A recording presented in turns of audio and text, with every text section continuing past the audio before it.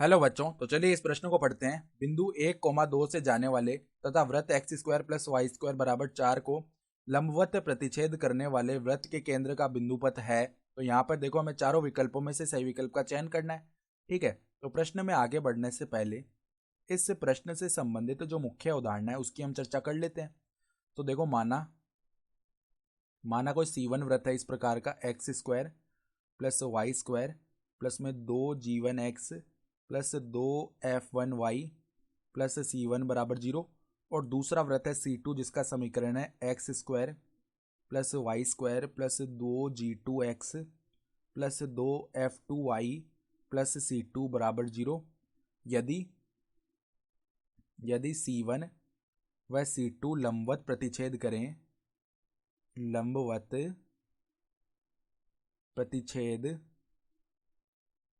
करें तो हम जानते हैं कि 2 गुणा में G1 G2 प्लस में F1 F2, इसका जो मान है ना किसके बराबर आता है, C1 प्लस में C2 के बराबर।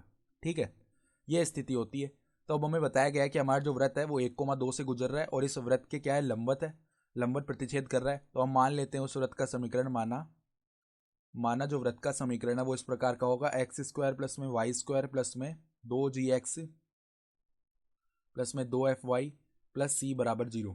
अब ये बिंदु 1, 2 से होकर जा रहा है तो 1, 2 इसे संतुष्ट करेगा ना। तो 1 का स्क्वायर प्लस में देखो 2 का स्क्वायर, तो 2 का स्क्वायर हो जाएगा, प्लस में देखो 2G गुणा में x का मान है 1 प्लस में 2F गुणा में y का मान रख देते हैं 2 प्लस C बराबर 0। यानी कि देखो ये क्या बन गया, 1 प्लस 4 प्लस में 2G प्लस में देखो यहाँ पे 4F प्लस C बराबर 0। यानी कि देखो 2G प्लस में 4F प्लस C बराबर में देखो यहाँ पर 4 प्लस 1 5 आएगा, 5 उस तरफ गया, माइनस का 5 आ गया, इसको हम समीकरण 1 बोल देते हैं। अब हमें बताया गया है कि हमारा ये जो वृत्त हमने माना है ना, ये x square plus y square बराबर 4 को लंबवत प्रतिच्छेद कर रहा है। तो x square plus y square यहाँ पे -4 बराबर 0 ऐसे भी लिख सकते हैं ना इस वृत्त को।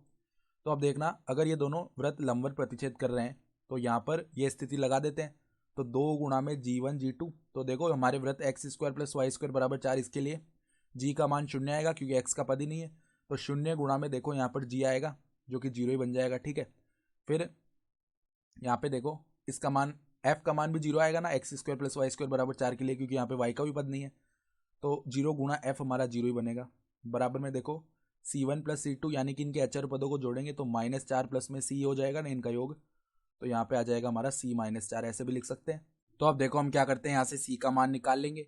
तो C बराबर में यहाँ से 2 गुणा 0 0 बनेगा, -4 उस तरफ गया तो 4 आ गया ना C का मान। अब ये C का मान उठाकर समीकरण 1 में रख देते हैं। तो 2G प्लस में 4F प्लस में 4 बराबर में -5, यानी कि देखो क्या बन गया, 2G प्लस में 4F प्लस में 9 बराबर 0। तो अब देखो हमें तो क्या करना है, प्रतिच्छेद करने वाले वृत्त के केंद्र का बिंदुपथ बताना है। तो जब हमने ये समीकरण माना था ना वृत्त का, तो इसका केंद्र क्या होता है, -G, -F होता है। तो यहाँ पे देखो -G का पद बनाने के लिए -2 गुणा में -G लिख सकते हैं। इसी प्रकार -4 गुणा में -F लिख दिया प्लस में 9 बराबर 0। अब बिंदुपथ के लिए -G, -F को हम प्रतिस्थापित कर देंगे x, y से। तो ये क्या बन जाएगा, -2x -4y प्लस 9 बराबर 0।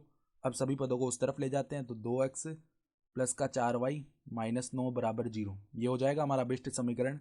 तो अगर हम विकल्प देखें ना, तो हमारा विकल्प C सही विकल्प हो रहा है। तो आशा करता हूँ कि आपको ये प्रश्न समझ में आया होगा। धन्यवाद।